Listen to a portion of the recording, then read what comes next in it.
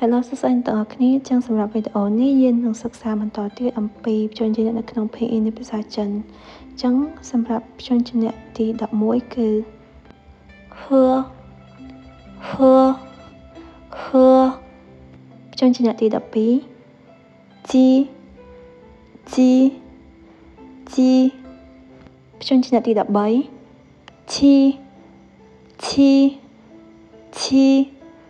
ព្យញ្ជនៈទី14ស៊ីព្យញ្ជនៈទី15ជឺព្យញ្ជនៈទី16ឈឺព្យញ្ជនៈទី17សឺព្យញ្ជនៈទី18រ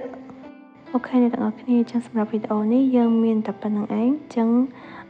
សម្រាប់មេរៀនបន្តទៀតអ្នកទាំងអស់គ្នាអាចចូលទៅមើលនៅក្នុង TikTok របស់នាងខ្ញុំបានអរគុណ